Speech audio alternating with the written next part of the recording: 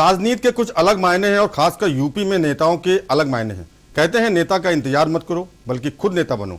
सपना देखो, विश्वास करो और हासिल करो। सपने और हकीकत एक दूसरे के विपरीत हैं। यूपी में 2022 के चुनाव सिर पर हैं। चुनावी सरगर्मी चरम पर आती जा रही है। राजनीतिक तुष्टीकरण का दौर चल रहा है। मतदाताओं को रिझाने का गुणा भाग जारी है। दिग्गज विधानसभाओं में नेता डेरा डाल चुके हैं। सियासी गणित का गुणा भाग लगाया जा रहा है। हाट बाजारों में चुनावी चर्चाओं के चटकारे लिए जा रहे हैं। हार जीत के दांव लगाए जा रहे हैं। कोई कमल को फिर खिलाना चाह रहा है, कोई समाजवादियों पर आस्था जता रहा है, तो कोई पंजे का आशीर्वाद चाहता है, कोई हाथी के लिए रास्ता साफ करने में जुटा हुआ है। सत्ता पाने के लिए दांव पर लगाई जा रही है इज्जत। चुनावी अखाड़े में दिग्गज आजमा रहे हैं किस्मत।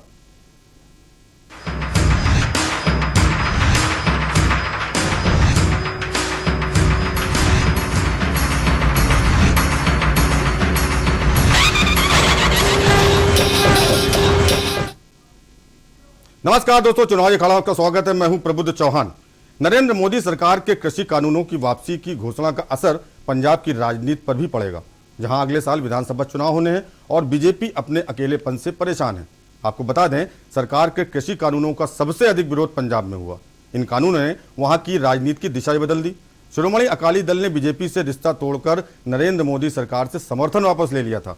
सरकार में शामिल अकाली दल की हरसिमरत कौर बादल ने मंत्री पद से इस्तीफा दे दिया था। कृषि कानूनों की वापसी के पीछे पंजाब की राजनीति भी एक वजह बताई जा रही है। वहां अगले साल चुनाव होने हैं। कृषि कानूनों को वापस लेने के बाद यूपी और पंजाब की सियासत में क्या बदलाव आने वाले हैं, बताएंगे इलेक्शन रूम से हमारे सहयोगी शैलेंद्र चौहान। नमस्कार दोस्तों, इलेक्शन रूम में आपका स्वागत है। मैं हूं शैलेंद्र चौहान। केंद्र सरकार ने तीनों कृषि कानून वापस लेने की घोषणा कर दी है, जिसके बाद यूपी से लेकर पंजाब तक सियासत गर्म हो गई है। एक साल से चल रहे किसान आंदोलन की आग ठंडी होती नजर आ रही है, लेकिन सियासत में जरूर आग लग गई है। ये खास रिपोर्ट देखिए।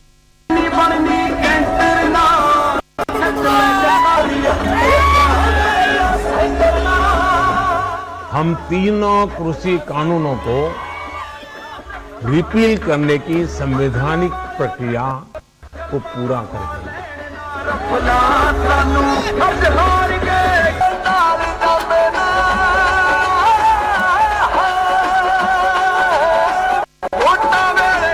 कृषि बिलों के विरोध में हरसिमरत कौर बादल ने पिछले साल 17 सितंबर को मोदी कैबिनेट से इस्तीफा दे दिया था। अकाली दल और बीजेपी का गठबंधन भी टूट गया था। दोनों दलों का 1997 से गठबंधन था और विधानसभा चुनाव के लिए अकाली दल ने बसपा से हाथ मिलाया है। अकाली दल के प्रमुख सुखबीर सिंह बादल और बसपा महासचिव सतीश चंद्र मिश्र ने जून में इस गठजोड़ की घोषणा की थी। इससे पहले 1996 के लोकसभा चुनाव में ये दोनों दल साथ आए थे। उस चुनाव में इस गठबंधन ने 13 में से 10 सीटें जीती थीं। इनमें से 3 सीटें फिल्लौर, होशियारपुर और फिरोजपुर बसपा को मिली थीं और अब 25 साल बाद दोनों दल एक बार फिर साथ में आए हैं। पंजाब की विधानसभा में 117 सीटें हैं। इनमें से 97 सीटों पर शिरोमणि अकाली दल और 20 सीटों पर बसपा चुनाव लड़ेगी। अकाली दल का जब बीजेपी से समझौता था तो उसने उसे 23 सीटें दी थीं। पंजाब के राजनीतिक हालात। अकाली दल से रिश्ता टूटने के बाद पंजाब में बीजेपी बिल्कुल अकेली हो गई है। आंदोलन के समर्थक बीजेपी नेताओं को चुनाव प्रचार तक नहीं करने दे रहे हैं। कृषि कानूनों की वापसी के बाद उसके लिए हालात बदल सकते हैं। बीजेपी ने 2017 का चुनाव अकाली दल के साथ 23 सीटों पर लड़ा था और बीजेपी को 3 सीटों पर जीत और 5.39% वोट मिले थे। 2012 के चुनाव में भी बीजेपी अकाली दल के साथ थी। वह चुनाव भी बीजेपी ने 23 सीटों पर लड़ा था। उसे 12 सीटों पर जीत और 7.18% वोट मिले थे। मैं आज देशवासियों से क्षमा मांगते हुए सच्चे मन से और पवित्र हृदय से कहना चाहता हूं कि शायद हमारी तपस्या में ही कोई कमी रही होगी, जिसके कारण दिए के प्रकाश जैसा सत्य कुछ किसान भाइयों को हम समझा नहीं पाए। इस महीने के अंत में शुरू होने जा रहे संसद सत्र में इसी महीने में हम तीनों कृषि कानूनों को रिपील करने की संवैधानिक प्रक्रिया को पूरा कर देंगे। पंजाब में एक बड़ा राजनीतिक डेवलपमेंट हुआ है। अक्टूबर में कांग्रेस ने कैप्टन अमरिंदर सिंह को हटाकर चरणजीत सिंह चन्नी को मुख्यमंत्री बनाया था और इससे नाराज कैप्टन ने कांग्रेस से इस्तीफा देकर पंजाब लोक कांग्रेस के नाम से अपनी पार्टी बना ली। कैप्टन अमरिंदर की बीजेपी नेताओं से नजदीकी रही है और कैप्टन ने करतारपुर कॉरिडोर खोलने और कृषि कानूनों की वापस लेने के फैसले का स्वागत किया है। एक ट्वीट में उन्होंने इसके लिए प्रधानमंत्री नरेंद्र मोदी का आभार जाहिर किया। उन्होंने लिखा कि गुरु नानक जयंती पर प्रधानमंत्री ने पंजाबियों की बात मान ली है और दूसरे ट्वीट में कैप्टन ने किसानों के विकास के लिए बीजेपी के साथ काम करने की उम्मीद जताई है। इससे पहले कैप्टन ने ये घोषणा की थी कि वे बीजेपी के साथ मिलकर चुनाव नहीं लड़ेंगे, लेकिन जब उन्होंने ये बात की थी तब कृषि कानून वापस नहीं हुए थे। लेकिन अब जब ये कानून वापस लेने की घोषणा हो गई है तो देखने वाली बात ये होगी कि कैप्टन क्या कदम उठाते हैं। सब कुछ लुटा के होश में आए तो क्या किया। बहुत बड़ियां कीमतां किसानां ਨੂੰ खेत मजदूरां ਨੂੰ ਇਹਨਾਂ ਬਿਲਾਂ ਦੇ ਮੁਆਵਜ਼ੇ ਵਿੱਚ ਤਾਰਨੀਆਂ ਪਈਆਂ। ਕਹਿੰਦੇ ਵੀ ਅੰਤ ਦੇ ਕੇ ਜਿਸ ਤਰ੍ਹਾਂ ਮੱਛੀ ਪੱਥਰ ਚੱਟ ਕੇ ਮੁੜਦੀ ਆ ਉਸ ਤਰ੍ਹਾਂ ਮੋੜਾ ਪਾਇਆ ਗਿਆ। ਜਦ ਹੁਣ ਚੋਣਾਂ ਆ ਗਈਆਂ, यूपी ਦੇ ਵਿੱਚ ਹਾਰ ਨਿਸ਼ਚਿਤ ਹੋ ਗਈ, ਕਿਸਾਨਾਂ ਦੀਆਂ ਸ਼ਹੀਦੀਆਂ ਹੋ ਗਈਆਂ ਤੇ ਕਿਸਾਨ ਟਸ ਮਸਤੇ ਨਹੀਂ ਹੋਏ, ਮਜ਼ਦੂਰ ਮਾਰੇ ਗਏ, ਲੋਕਾਂ ਦੇ ਵਿੱਚ ਤਰਾ ਹੋ ਗਈ, ਟੋਲ ਪਲਾਜ਼ੇ ਬੰਦ ਹੋ ਗਏ। ਪੰਜਾਬ ਸਰਕਾਰ ਬਿਲਕੁਲ ਨਾਲ ਕਿਸਾਨਾਂ ਦੇ ਖੜ ਗਈ।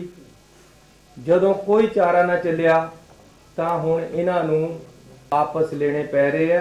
पार्लियामेंट दे जब तक वापस नहीं होंगे उदों तक ऐसी देखांगे। कृषि कानून वापसी के मायने। कृषि बिल वापसी के सहारे यूपी के विधानसभा चुनाव पर निगाहें। जहां 14 साल के वनवास के बाद पिछली बार बीजेपी प्रचंड बहुमत से सत्ता में आई थी, बीजेपी किसी भी कीमत पर इस सत्ता को गंवाना नहीं चाहती। कृषि कानून को लेकर प्रदर्शनकारी किसान साल भर से आंदोलन पर बैठे हैं। पश्चिमी यूपी में बीजेपी के नुकसान का अंदेशा है। यूपी के पूर्वांचल में भी बीजेपी की स्थिति पहले जैसी नहीं रही। एनडीए के सहयोग रहे ओम प्रकाश राजभर अखिलेश यादव के साथ जा चुके हैं और बीजेपी ने यूपी के किसान आंदोलन को जाट आंदोलन बताने की कोशिश की। कृषि कानूनों की वापसी की घोषणा ने पंजाब की राजनीति में बड़े फेरबदल के आसार पैदा किए। कुछ राजनीतिक विश्लेषक ये भी कह रहे हैं कि अकाली दल और बीजेपी एक बार फिर साथ आ सकते हैं, लेकिन इसमें एक पेच ये है कि इससे अकाली दल को दलितों के गुस्से का सामना करना पड़ सकता है, जो कि पंजाब के वोटरों का 1/3 हिस्सा है। अब देखना होगा कि ये रिस्क लेते हुए अकाली दल फिर बीजेपी के साथ आता है या बसपा के साथ ही बना रहता है। अकाली दल ने बीजेपी के साथ पंजाब में 10 साल तक सरकार चलाई है। पहले केंद्र सरकार कृषि कानून को लेकर अपने फैसले से टस से मस होने को तैयार नहीं थी, लेकिन अचानक उनका हृदय परिवर्तन कैसे हो गया, इसके पीछे सोची समझी रणनीति है। चुनावी नुफा नुकसान का गणित है। दरअसल अगले साल की शुरुआत में 5 राज्यों में विधानसभा चुनाव होने वाले हैं और इस वक्त दिल्ली की सत्ता का रास्ता लखनऊ से होकर जाता है। इस मुहावरे को एक बार फिर से सच साबित करने का प्रयास किया जा रहा है। इलेक्शन डेस्क के न्यूज इंडिया।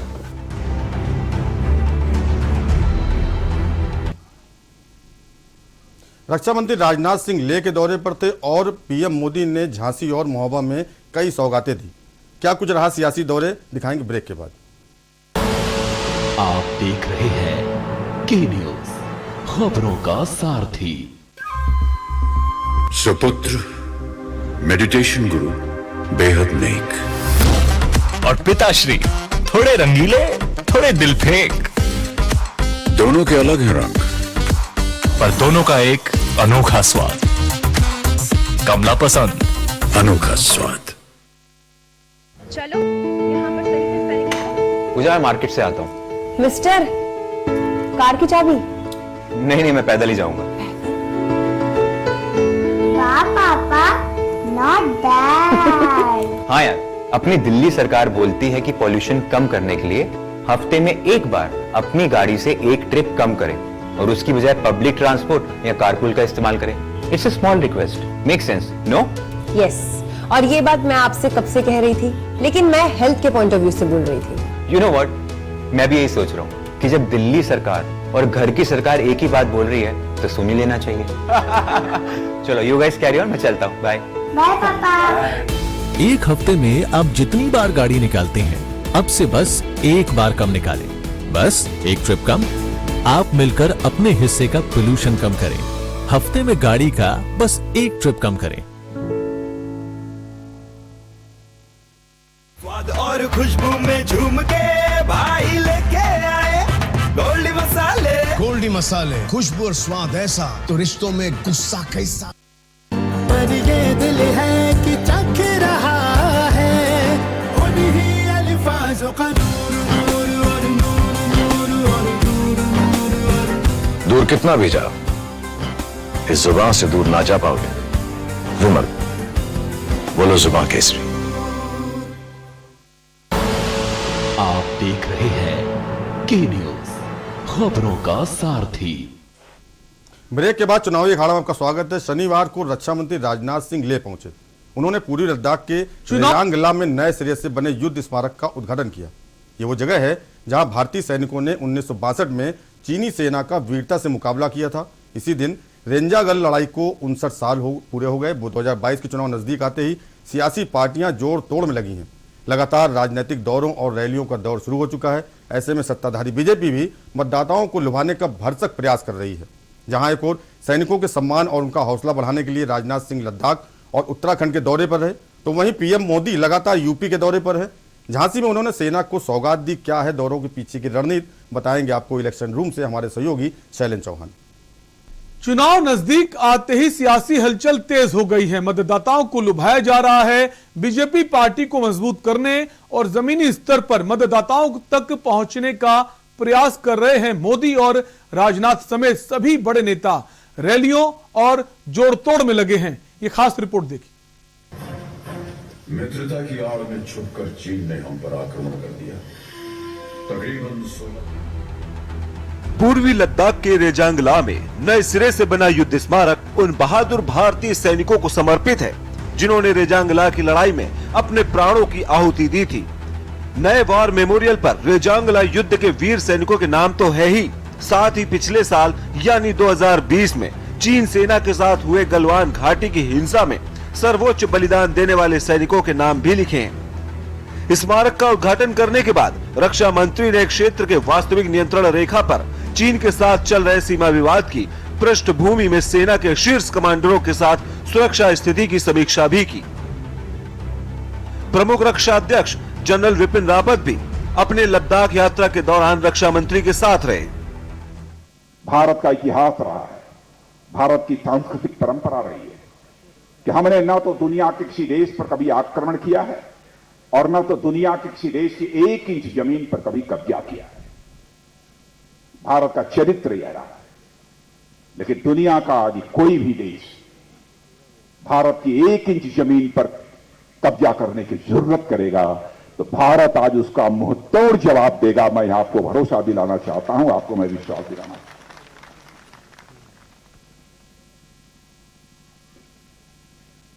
1971 की जो डिफाइनिंग विक्ट्री रही है उससे भी आप सब अच्छी तरह परिचित हैं।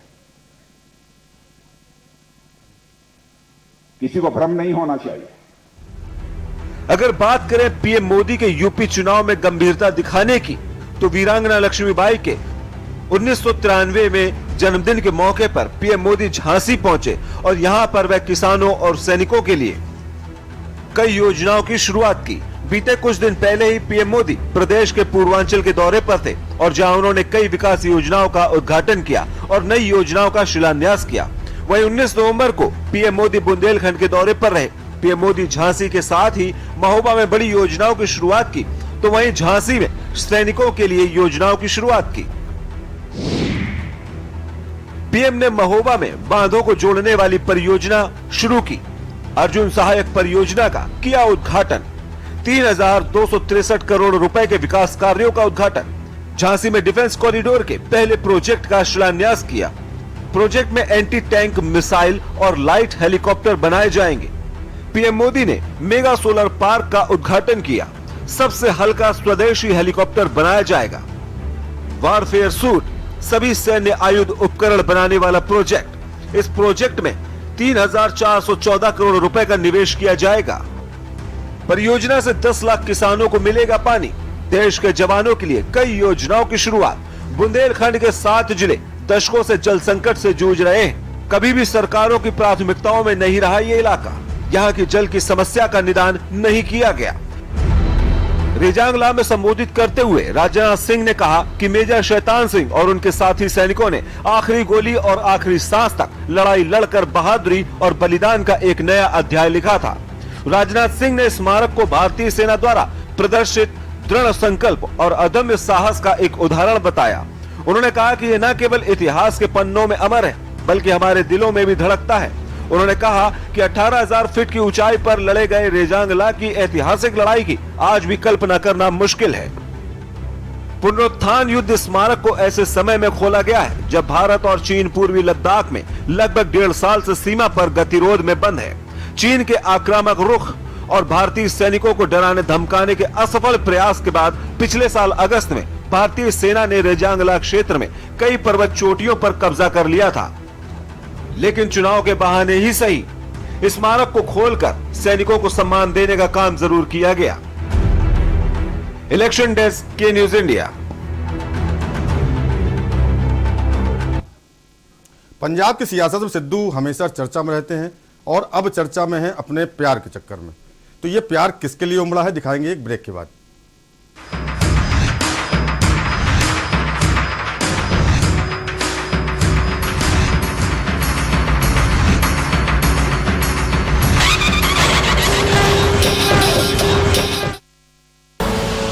आप देख रहे हैं के न्यूज, खबरों का सारथी।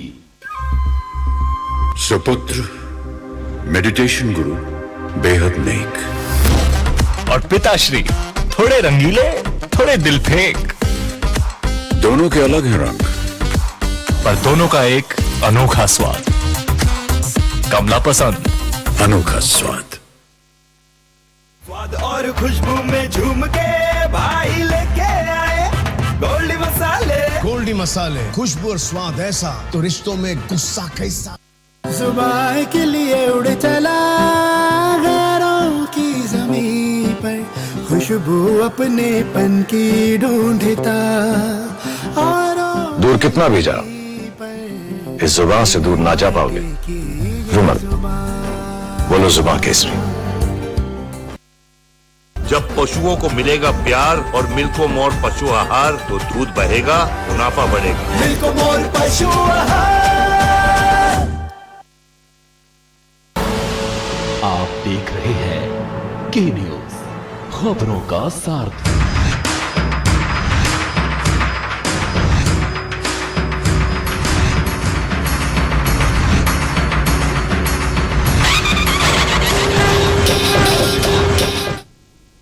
ठोको ताली। जी हाँ, यहाँ पंजाब कांग्रेस के अध्यक्ष नवजोत सिंह सिद्धू की बात हो रही है। पंजाब में विधानसभा चुनाव होने जा रहे हैं। ऐसे में लगातार सुर्खियों में टूटने माहिर नवजोत सिंह सिद्धू ने एक बार फिर हंगामा खड़ा कर दिया है। कभी सीएम चन्नी से मतभेद, तो कभी अपने अध्यक्ष पद से इस्तीफा, और अब सिद्धू का जागा है प्रेम। आइए दिखाते हैं आपको कि आखिर नवजोत सिंह सिद्धू का किसके लिए प्यार उमड़ा है। फिर सुर्खियों में पंजाब कांग्रेस अध्यक्ष नवजोत सिंह सिद्धू का बड़ा बयान। सिद्धू का फिर उमड़ा पाक पीएम के लिए प्रेम। इमरान खान को बताया बड़ा भाई। इमरान ने मुझे बहुत प्यार दिया। इमरान खान को भाई बताने पर विवाद। बीजेपी के निशाने पर आए राहुल गांधी। संबित पात्रा ने कहा यह चिंता का विषय। कांग्रेस का यह तरीका है, इत्तेफाकन नहीं। ये सभी हिंदू और हिंदुत्व को गाली देते हैं। सिद्धू ने विवाद खड़ा होता देख दी सफाई। बीजेपी बात का बतंगड़ ना बनाए। सिद्धू ने भारत पाक के कलाकारों की बात की। क्रिकेट मैच होता है तो एक दूसरे को गले लगाते हैं। पंजाब कांग्रेस अध्यक्ष नवजोत सिंह सिद्धू का एक बार फिर से पाकिस्तान प्रेम झलका है। नवजोत सिंह सिद्धू ने पाकिस्तान के प्रधानमंत्री इमरान खान को बड़ा भाई बताया है। उनका कहना है कि इमरान खान ने उन्हें बहुत प्यार दिया है। नवजोत सिंह सिद्धू ने ये बात उस वक्त की है जब वो करतारपुर साहिब के दौरे पर हैं। नवजोत सिंह सिद्धू पाकिस्तान के करतारपुर स्थित गुरुद्वारा दरबार साहिब के दर्शन करने के लिए गुरदासपुर के डेरा बाबा नानक स्थित करतारपुर कॉरिडोर के चेक पोस्ट पर पहुंचे। इस दौरान सिद्धू के साथ उनके कुछ करीबी नेता भी साथ नजर आए। गौरतलब है कि पाकिस्तान की इमरान खान सरकार ने क्रिकेट से नेता बने नवजोत सिंह सिद्धू की दोनों देशों के बीच सिख तीर्थ स्थल करतारपुर साहिब का कॉरिडोर खोलने में उनकी भूमिका की तारीफ की थी। इमरान खान और सिद्धू के बीच संबंध 2018 में तब सुर्खियों में आए थे जब सिद्धू पाकिस्तान के प्रधानमंत्री के शपथ ग्रहण समारोह में शामिल होने पहुंचे थे। दोनों नेता एक दूसरे से दोस्ती की बात हमेशा स्वीकार करते आए हैं। मैं ਤੁਹਾਡੇ ਰਾਹੀਂ ਇਹ ਕਨਵੇ ਕਰਨਾ ਚਾਹਨਾ ਕਿ ਸਵਾਲ ਮਨਸ਼ਾ ਦਾ ਹੈ, ਸਵਾਲ ਇੰਟੈਂਟ ਦਾ ਹੈ, ਸਵਾਲ ਜ਼ਿੰਦਗੀਆਂ ਨੂੰ ਬਦਲਣ ਦਾ ਹੈ। ਭਾਈ ਹੋ ਸਕਦਾ ਹੈ ਐਡਾ ਵੱਡਾ ਪੋਰਸ ਬਾਰਡਰ ਹੈ, ਹੋ ਸਕਦਾ ਹੈ ਇਨਫਿਲਟ੍ਰੇਸ਼ਨ ਹੈ, लेकिन साडे सब जवान सारे मुस्तैद ने। लेकिन मैं कहना कच्छ पेनिनसुला गुजरात तो लैके बांग्लादेश तक बॉर्डर है, जिथों जिथों भी पासपोर्ट होल्डर तजारत लई जा सकता है। यूरोप वांग खुलना चाहिए। There is a lot of unlock potential. It is just a humble request. वहीं सिद्धू के इस बयान पर अब बवाल हो गया है। बीजेपी ने सिद्धू के बयान पर कांग्रेस के पूर्व अध्यक्ष राहुल गांधी पर निशाना साधा। बीजेपी के राष्ट्रीय प्रवक्ता संबित पात्रा ने कहा, कांग्रेस के दिग्गज नेता और पंजाब कांग्रेस के अध्यक्ष नवजोत सिंह सिद्धू पाकिस्तान जाएं और इमरान खान का महिमा मंडन न करें, ऐसा हो ही नहीं सकता। उन्होंने कहा, ये करोड़ों हिंदुस्तानियों के लिए चिंता का विषय है। संबित पात्रा ने आगे कहा, राहुल गांधी और उनकी पार्टी कांग्रेस का ये एक प्रकार का तरीका है। ये सभी हिंदू और हिंदुत्व को गाली देते हैं, ये कोई इत्तेफाकन नहीं है। हालांकि नवजोत सिंह सिद्धू ने सफाई भी दी। उन्होंने कहा, बीजेपी बात का बतंगड़ ना बनाए, जो भी आरोप लगाना चाहे लगा ले। उन्होंने कहा कि आज ही गुरुद्वारे में नतमस्तक होकर आया हूँ, पिछली बार भी यही बात की थी। मुद्दों को भटकाने की कोशिश नहीं की जानी चाहिए। नवजोत सिंह सिद्धू ने भारत और पाकिस्तान के कलाकारों का भी उदाहरण दिया। उन्होंने कहा कि भारत और पाकिस्तान का क्रिकेट मैच होता है तो एक दूसरे को गले लगाया जाता है। क्योंकि होर भी ਅਸੀਂ ਬਹੁਤ ਕੁਝ ਕਰ ਰਹੇ ਹਾਂ। ਹੁਣ ਜਦੋਂ ਇੰਡੀਆ ਪਾਕਿਸਤਾਨ ਦਾ ਮੈਚ ਹੁੰਦਾ ਹੈ ਉਹ ਕਿਹਦੇ ਤਹਿਤ ਹੁੰਦਾ ਭਾਈ? ਹੱਥ ਮਿਲਾਏ ਜਾਂਦੇ ਆ, ਜੱਫੀਆਂ ਪਾਈਆਂ ਜਾਂਦੀਆਂ, ਕੰਗ੍ਰੈਚੁਲੇਟ ਕੀਤਾ ਜਾਂਦਾ ਹੈ। ਇੱਕ ਸਪੋਰਟ ਹੈ। इसी तरह कलाकार ने, इसी तरह नुसरत फतेह अली खान साहब से, इसी तरह किशोर कुमार साहब से, इसी तरह शाहरुख खान साहब ने, इसी तरह अक्षय कुमार। ये सब लोग जोड़न वाले हैं, पुल बनाने वाले हैं। हाँ, अगर बात दे पतंगड़ बनाने हैं तो कोई भी बना सकता है। और अगर ये अहम मुद्दों तो भटक के भटकाना हो तो कोई भी भटका सकता है। फिलहाल सिद्धू ने बैठे बिठाए विपक्ष को एक और मुद्दा दे दिया है, पाकिस्तान के प्रधानमंत्री इमरान खान को बड़ा भाई बताकर, और वो भी ऐसे वक्त जब पंजाब में विधानसभा चुनाव सिर पर है। अब उनके इसी प्रेम पर बीजेपी ने घेराबंदी करनी शुरू कर दी है। अब देखना यह है कि सिद्धू का इमरान महिमा मंडन उनको कितना नुकसान पहुंचाता है और बीजेपी को कितना फायदा, क्योंकि बीजेपी के हिसाब से सिद्धू का पाकिस्तान के लिए प्यार हिंदू और हिंदुत्व को गाली देने के बराबर है। इलेक्शन डेस्क के न्यूज इंडिया।